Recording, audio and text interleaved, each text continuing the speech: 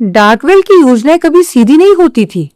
पहले उसने assassin prime का मुखौटा पहनकर शहर को रक्त और भय की कहानियां दी, गलियों में दहशत बोई, लोगों के मन में एक अदृश्य राक्षस का अस्तित्व स्थापित किया। और अब वही डार्कवेल डीएसआई को जन्म दे रहा था, एक ऐसी संस्था जो व्यवस्था और सुरक्षा का प्रतीक दिखाई देती थी। विडंबना ये थी कि दोनों चेहरों के पीछे एक ही अंधकार था।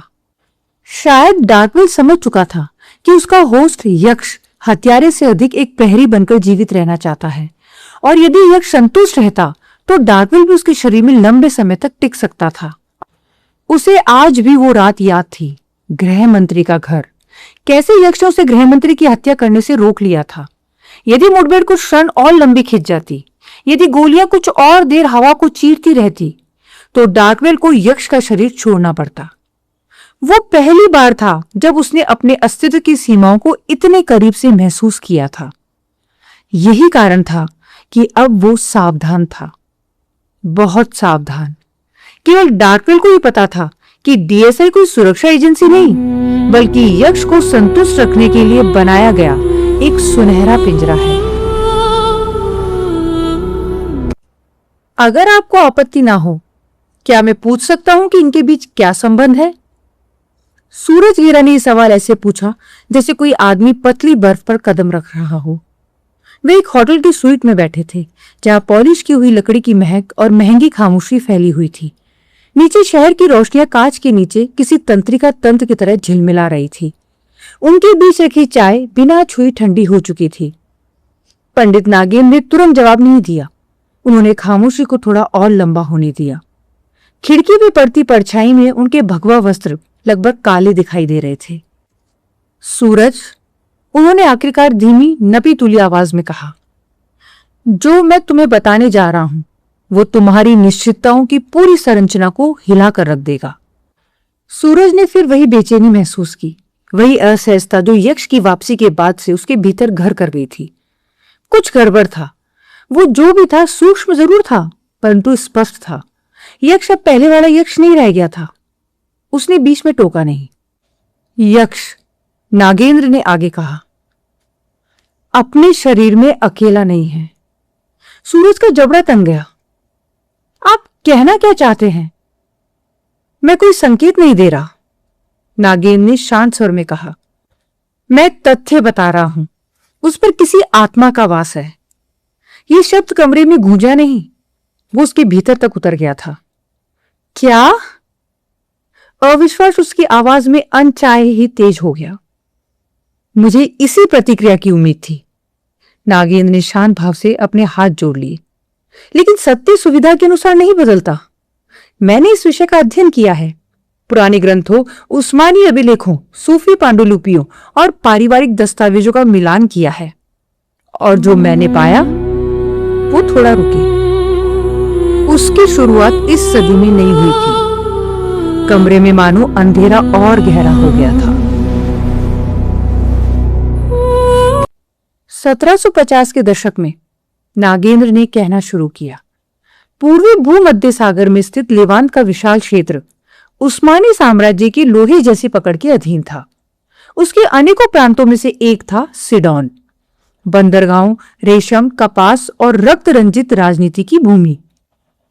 तो इतिहास की इन बातों से यक्ष का क्या संबंध? सूरज ने पूछा। वो धीरे धीरे अधीर हो रहा था। उसका इकलौता पुत्र वाकई अब ऐसा प्रतीत होता था कि वो किसी आत्मा के वश में है। हालांकि सूरज इन सब बातों को नहीं मानता था, परंतु वो जो प्रत्यक्ष हो रहा था उसे झुठला भी नहीं सकता था। और पंडित नागेंद्र की बातों पर तो वो किसी भी कीमत पर अविश्वास नहीं कर सकता था। ये इतिहास नहीं सूरज, नागेंद्र ने सुधार किया, ये उत्पत्ति है। सिडोन पर उस्मानी गवर्नरों, पाशाओं का शासन था। ऐसे लोग जिन्हें सुल्तान नियुक्त करता था, ऐसे लोग जो सत्ता को इत्र की तरह धारण करते थे। लेकिन उस दौर में शक्ति स्थिर नहीं थी। नागेंद्र थोड़ा शांत रहे। वो फिर बोले, उस दौर में उस्मानी सम्राट का चहेता ही दमिश्क और सिडोन जैसे बड़े प्रांतों पर पाशा बनता था, और दमिश्क और सिडोन के बाद में पूरे लेवांत का उस्मानी सम्राट बनने का दावा कर सकता था।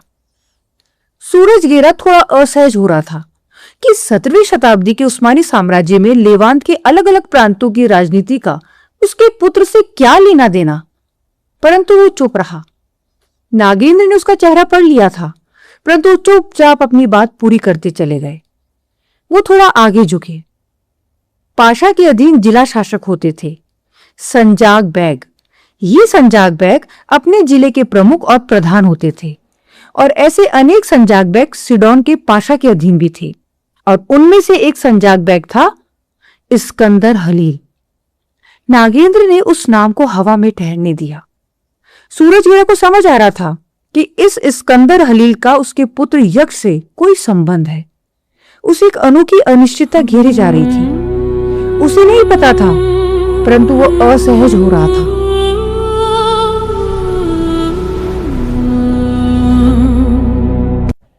पंडित नागेंद्र ने कहा, इस्कंदर हलील वो गुमनामी के लिए पैदा नहीं हुआ था। वो अपने संजाग यानी अपने जिले का शासन अनुशासन निर्मम दक्षता से चलाता था, लेकिन उसे और चाहिए था।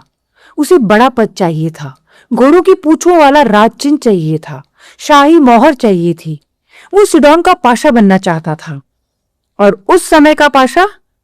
सूरज ने धीमे से पूछा। उस समय सिडोन का पाशा, नागेंद्र ने आंखें सिकोड़ते हुए कहा, फारूक निजाम था।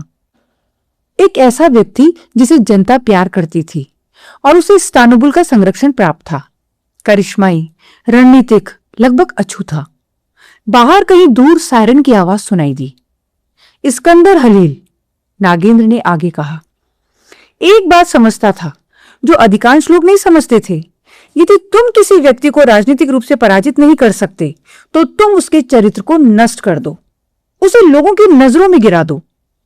सूरज की उंगलियां कुर्सी के हत्थे पर कस गई। सिडोन के पास के ही प्रांत दमिश्क में फुसफुसाहटें थी। नागेंद्र ने धीमे स्वर में कहा, एक गुप्त कबीले की, कुछ अनुष्ठानों की, एक ऐसे समझौते की जो अमावस्या की रात को हुआ था, और उस रात बुलाए गए किसी ऐसे अस्तित्व की जो इस्कंदर हलील की मृत्यु के साथ ही उत्पन्न हो गया था। उनके बीच की हवा भारी हो गई थी। सूरज, नागेंद्र की आवाज लगभग फुसफुसाहट में बदल गई थी। कुछ महत्वाकांक्षाएं मृत्यु के साथ समाप्त नहीं होती। वे प्रतीक्षा करती है, यात्रा करती है और किसी से जुड़ जाती है। उन्होंने सीधे सूरज की आंखों में देखा और फिर लौट आती है। उसके बाद की खामोशी खाली नहीं थी। वो दोनों एक दूसरे को देख रहे थे। सूरजगेरा को एहसास हो गया था कि उसका पुत्र किसी बड़ी मुसीबत में फंस चुका था।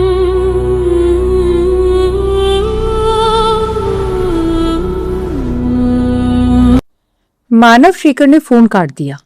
लाइन के दूसरी तरफ जो भी था उसने 15 सेकंड से ज्यादा बात नहीं की, और वो कभी करता भी नहीं था। इस दुनिया में कुछ लोग शब्दों से नहीं, सावधानियों से जीवित रहते हैं। मानव जानता था कि 15 सेकंड के बाद हर अतिरिक्त क्षण एक जोखिम है, एक और दरवाजा जिससे कोई अदृश्य आंख भीतर झांक सकती है। Hacking, tracking, location ping, signal intercept, खतरे कई रूपों में आते थे, लेकिन उन 15 सेकंडों में उसे वो सब मिल चुका था जिसकी उसे जरूरत थी। असैसिन प्राइम तक पहुंचने का रास्ता। कमरे में अंधेरा था, केवल मेज पर रखा लैंप जल रहा था, जिसकी पीली रोशनी में मानव का चेहरा किसी पुराने अपराधी की तस्वीर जैसा लग रहा था। उसने धीरे से सिगरेट सुलगाई। धुएं की एक पतली लकीर छत की ओर उठी और अंधेरे में घुल गई। पंडित नागेंद्र की तरह वो भी उस एक नाम के पीछे अपनी पूरी शक्ति झोंक चुका था, असैसिन प्राइम। एक ऐसा नाम जो अब व्यक्ति कम और दंत कथा अधिक बन चुका था। उसे पता था कि इस भूत तक पहुंचने के लिए उसे केवल 2 लोगों की जरूरत थी, यक्ष और धैर्य। और इस समय दोनों एक ही जगह पर थे, डीएसआई। एक नई एजेंसी, एक नया नाम। लेकिन कुछ नाम जितने नए दिखते हैं उनके पीछे उतनी ही पुरानी परछाइयां छिपी होती हैं। यक्ष और धैर्य शायद ये नहीं जानते थे कि डीएसआई के आसपास साधारण कपड़ों में घूमते कुछ आम लोग वास्तव में मानव शेखर की आंखें थे। सड़क किनारे चाय पीने वाला आदमी, मोबाइल पर झुका हुआ युवक, पार्किंग में खड़ी कार में बैठा व्यक्ति, सभी रिपोर्ट कर रहे थे, हर घंटे की, हर मिनट की और हर सांस की।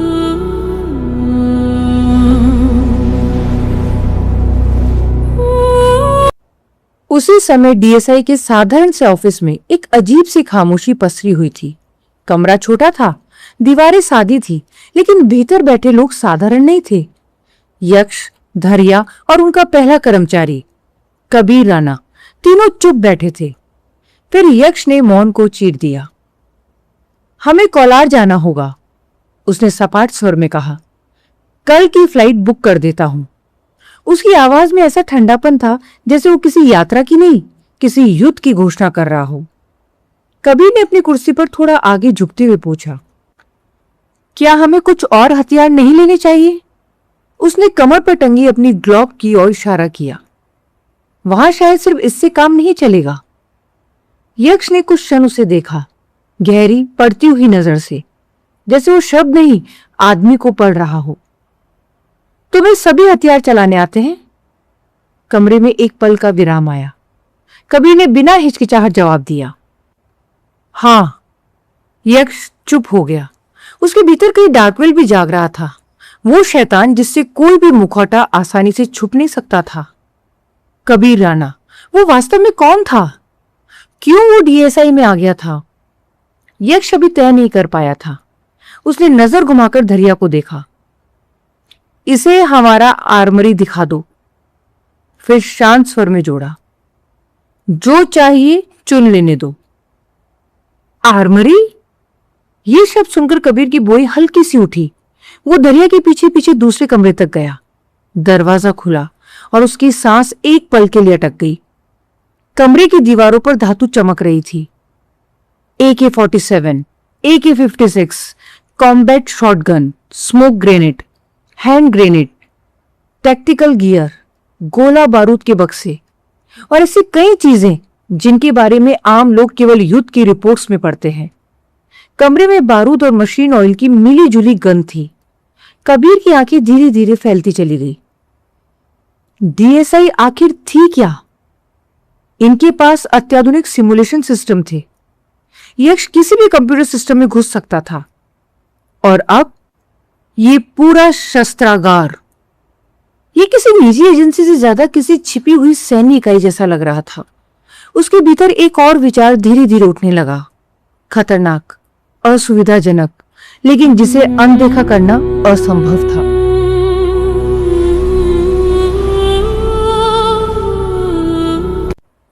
उसे अखबारों की वे खबरें याद आई, गणपत से लूटे गए विदेशी हथियार, असैसिन प्राइम, गायब हुआ सैन्य सामान। क्या ये वही हथियार थे? क्या असैसिन प्राइम ने इन्हें यक्ष तक पहुंचाया था? क्या दोनों के बीच कोई संबंध था? विचार जितना असंभव सा लगता था, उससे कहीं ज्यादा डरावना था।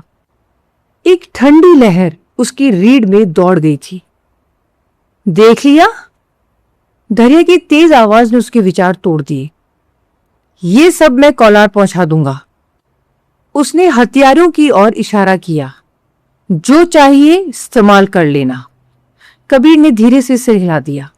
उसकी नजर अभी भी कमरे में फैले हथियारों पर टिकी थी। उसे अचानक एहसास हुआ कि वो शायद अनजाने में किसी नौकरी का हिस्सा नहीं बना था। वो किसी ऐसी दुनिया में प्रवेश कर चुका था जहां कानून और युद्ध के बीच की रेखाएं धुंधली हो जाती हैं, जहां लोग मुस्कुराते कम और रहस्य ज्यादा छिपाते हैं, जहां सच्चाई अक्सर गोली से भी अधिक घातक होती है। एक क्षण के लिए उसके भीतर भाग जाने का विचार आया, अभी इसी वक्त, कोलार जाने से पहले, क्योंकि एक बार वो उस रास्ते पर आगे बढ़ गया तो शायद वापसी संभव नहीं होगी। लेकिन फिर उसने अपने भीतर झांका और वहां उसे डर नहीं मिला, उसे जिज्ञासा मिली, उद्देश्य मिला और एक अजीब सा आकर्षण, अंधेरे का आकर्षण। कबीर राणा ने मन ही मन निर्णय ले लिया था कि वो भागेगा नहीं, वो डीएसआई का हिस्सा बनेगा पूरी तरह से, चाहे ये रास्ता उसे जहां भी ले जाए। क्योंकि कुछ दरवाजे ऐसे होते हैं जिन्हें खोलने के बाद आदमी वापस नहीं लौटता, और कुछ सच ऐसे होते हैं जिन्हें जान लेने के बाद आदमी पहले जैसा नहीं रहता।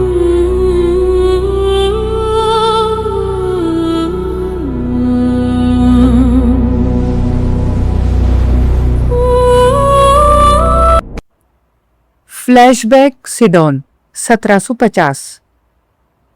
सिडोन फारूक निजाम का था। वो केवल इस प्रांत का पाशा नहीं था, वो इस प्रांत को ऐसे धारण करता था जैसे कोई राजा अपना मुकुट धारण करता है, दृढ़, सम्मानित और सक्षम। उसके शासन में बाजारों ने राहत की सांस ली थी, बंदरगाह व्यापार से गूंजते थे, यहां तक कि इस्तांबुल भी उससे संतुष्ट था। सुल्तान की कृपा सहजता से उसके कंधों पर टिकी हुई थी। उस्मानी साम्राज्य का सम्राट फारूक निजाम से इतना खुश था कि सभी को पता था कि जल्द ही फारूक निजाम पूरे उस्मान साम्राज्य, पूरे लेवांत का सम्राट बन सकता था। लेकिन ऐसी कृपा एक ऐसा खंजर होती है जो भूखे हाथों को आकर्षित करती है। दमिश्क में कुछ ऐसे लोग थे जो फारूक का नाम सुनकर कुछ ज्यादा ही विनम्र मुस्कान बिखेरते थे।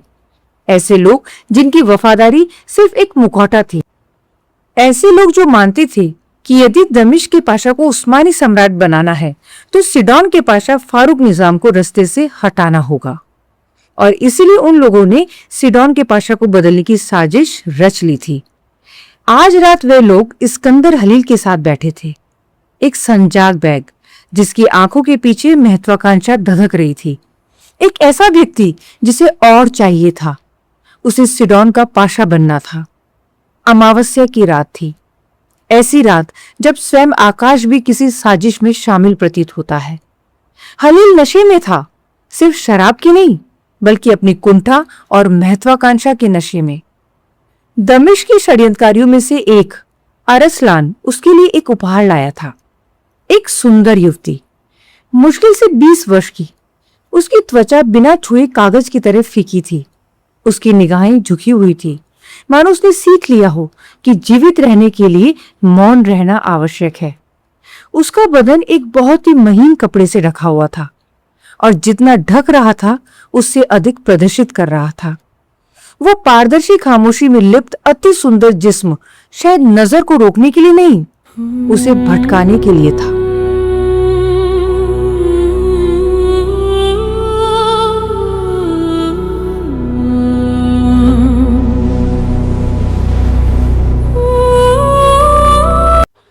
हलील ने उसे सत्ता की उस आलसी क्रूरता के साथ देखा जो दूसरों को केवल वस्तु समझती है। वो उस लड़की की सुंदरता, उसके कटीले बदन को देखता ही रह गया। हलील ने अपने जीवन में अनगिनत स्त्रियां देखी थी। सत्ता के गलियारों में सौंदर्य कोई दुर्लभ वस्तु नहीं था, फिर भी उसने शायद आज से पहले इतनी सुंदर स्त्री कभी नहीं देखी थी। उसका दूधिया बदन और उस पारदर्शी कपड़े से झलकता हुआ उसके जिस्म का हर एक कोण हलील को मदहोश कर रहा था। मैं प्रभावित हूं अरसलान, उसने बुदबुदाया। हुजूर, दमिश्क का सर्वश्रेष्ठ उपहार आपके लिए, अरसलान ने सहजता से उत्तर दिया। हलील के होठों पर एक ठंडी मुस्कान उभरी। और इसके बदले तुम क्या चाहते हो? अरसलान का उत्तर किसी गलत देवता से की गई प्रार्थना जैसा था। कुछ नहीं, बस आपको सिडोन के पाशा के रूप में देखना चाहता हूं। हलील की मुस्कान फीकी पड़ गई, उसकी महत्वाकांक्षा और तीक्ष्ण हो गई थी। मैं भी यही चाहता हूं, उसने भारी आवाज में कहा। लेकिन फारूक को हटाना आसान नहीं होगा। फिर हलील ने उस लड़की को एक झटके से अपनी ओर खींचा, जैसे वो कोई उपभोग की वस्तु हो। उसने हाथ के एक सटीक झटके से ही उसके सारे वस्त्र उतार दिए थे। कुछ चेहरों में सुंदरता होती है, कुछ में खतरा। उसमें दोनों थे। उसका जिस्म इतना सुंदर था कि हलील उसे नग्न देखकर पूर्णतः मदहोश हो गया। उसकी त्वचा धुंधली चांदनी जैसी लग रही थी और उसके चारों ओर फैली खामोशी में एक अजीब सी शक्ति थी। वो कमरे में मौजूद किसी व्यक्ति की तरह नहीं बल्कि किसी भविष्यवाणी की तरह प्रतीत हो रही थी। सुंदर, रहस्यमयी और अशुभ। हलील को परंतु उसमें कोई अशुभता नहीं दिख रही थी, सिर्फ उसकी वासना उस लड़की को एक शिकार समझ रही थी। हलील ने अपने सभी कपड़े निकाल फेंके और उस लड़की के ऊपर टूट पड़ा। उसने उस लड़की को बिना किसी झिझक या संकोच के अपने नीचे दबाया और शारीरिक सुख भोगने लगा। अपने हर प्रहार के साथ हलील खुश होता। वो कमसिन स्त्री शायद उसे वो आनंद दे रही थी जो पाशा की गद्दी भी नहीं दे पाए। वो अपनी हवस और ताकत के चरम पर था। बार बार उस मासूमियत को भेदता हुआ रूह की गहराइयों तक उस मुकम्मल आनंद को निचोड़ लेना चाहता था। ऐसे कुछ देर तक चलता रहा और आखिरकार हलील थक कर चूर हो गया। वो लड़की भी चुपचाप एक तरफ हो गई, जैसे उसकी भूमिका इस रात उस शख्स को केवल शारीरिक सुख देने की ही थी।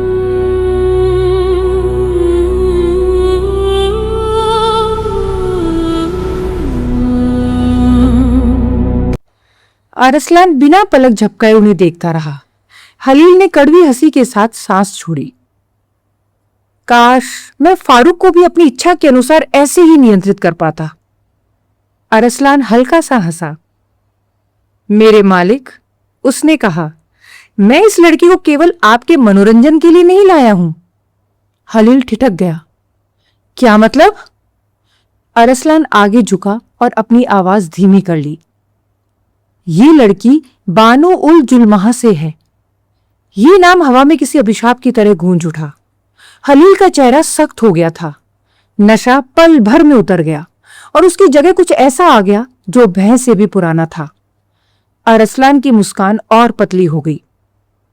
मालिक कहते हैं कि अमावस्या की रात जो पुरुष उसके साथ शारीरिक संबंध बनाएगा वो भोर होने से पहले ही मर जाएगा। हलील का चेहरा तन गया। क्या? आघात उसकी आंखों में स्पष्ट था। उसने उस लड़की को देखा। दीपक की कांपती रोशनी उसके चेहरे पे पड़ रही थी, लेकिन उसकी आंखों में कोई चमक नहीं थी। वह खाली थी, इतनी खाली कि उन्हें देखकर हलील को क्षण भर के लिए असहजता महसूस हुई। वो किसी स्त्री से अधिक एक रहस्य लग रही थी, या शायद एक अभिशाप, जो अपना काम पूरा होने के बाद चुपचाप अंधेरे में लौट गया हो। हलील पूरी तरह से हिल गया था। वो क्या अब चंद घंटों का मेहमान था? उसने ये क्या कर दिया था?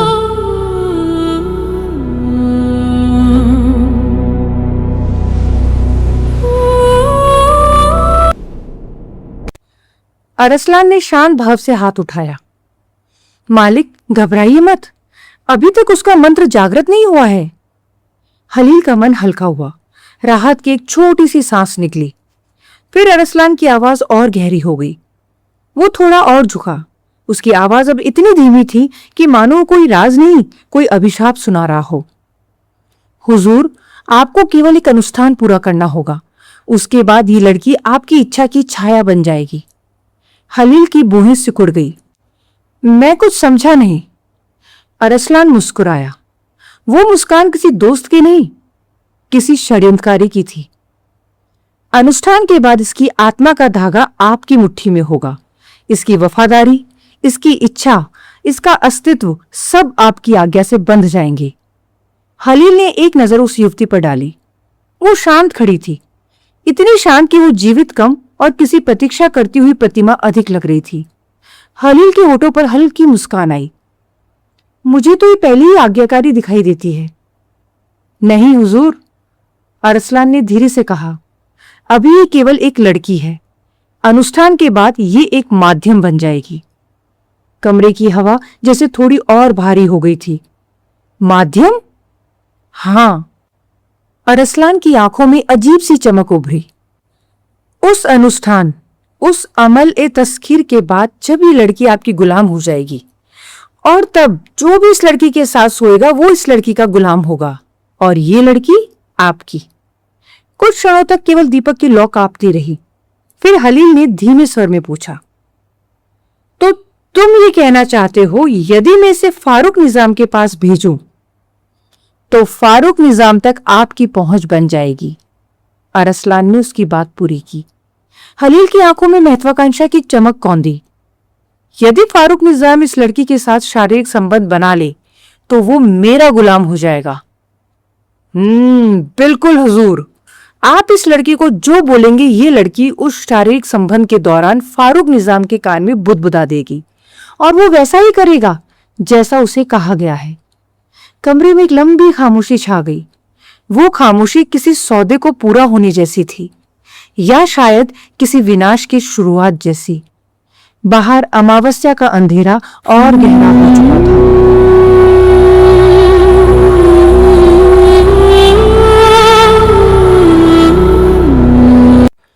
दमिश्क के ऊपर उगा हुआ चांद उस दिन एक चोटिल चांदी के सिक्के जैसा लग रहा था, जिसकी मध्यम रोशनी उन भूल भुलैया सी गलियों को रोशन करने में असफल थी, जहां परछाइयों का भार शायद शरीर से भी ज्यादा था। एक छिपे हुए आंगन में हवा बासी लोबान और पुराने रहस्यों के स्वाद से भरी थी। इस्कंदर हलील चाक सी सफेद रेखा से बने एक वृत्त के भीतर बैठा था। चारों ओर फैलते अंधेरे के बीच उसकी त्वचा अस्वाभाविक रूप से फीकी लग रही थी। उसके पास दासी लड़की बैठी थी, जैसी कांपती सांसों और धुंधली आकृति का एक साया हो। उनके चारों ओर मस्जिदों के धर्मपरायण लोग नहीं, बल्कि रूहानी खड़े थे। वे छाया साधक जो जिन्नों से फुसफुसाकर बातें करते थे और काली मोमबत्तियों के दम घोटू धुएं में तावीज पकड़ते थे। अरसलान खंडरों की परिधि पर मलबे के बीच एक भूत की तरह खड़ा था। मुख्य रूहानी, जिसके चेहरे पर पापों की महीन लकीरें खुदी हुई थी, उसने अपने हाथ से एक तीखा संकेत किया। वो एक आदेश था। हलील ने उस दासी लड़की को अपने पास खींच लिया। जैसे ही उनके होठ मिले, रुकिया आरंभ हुई। एक लयबद्ध, गले की गहराइयों से निकलती गूंज, जो मानो उनके नीचे के पत्थरों तक को कंपन से भर रही थी। अनुष्ठान गहराता गया और फिर वातावरण अचानक बदल गया। हलील ने दासी के सारे वस्त्र उतार दिए और अपने आप को भी निर्वस्त्र कर लिया था। वो अपने शरीर को दासी के शरीर में लीन करता चला गया। धीरे धीरे वो दोनों उस कृत्य में डूब गए जो इस वक्त आनंद का नहीं, अपितु एक आदेश के कारण एक कर्तव्य स्वरूप कृत्य था। इधर रुकैया जारी था और सभी रूहानी अनेक मंत्र बोल रहे थे। परछाइयों से एक काला तैलीय धुंधलका रिसने लगा। वो सर्प की तरह कुंडली बनाता हुआ आगे बढ़ा और एक झटके में हलील के भीतर समा गया। उसने उसे देखा नहीं, केवल महसूस किया। एक ऐसी शक्ति का हिंसक उभार जो उसकी अपनी नहीं थी। उसके भीतर कुछ जाग उठा, कुछ यांत्रिक, कुछ निर्दयी। लड़की के होठों से निकली धीमी करहा एक तीखी चीख में बदल गई थी।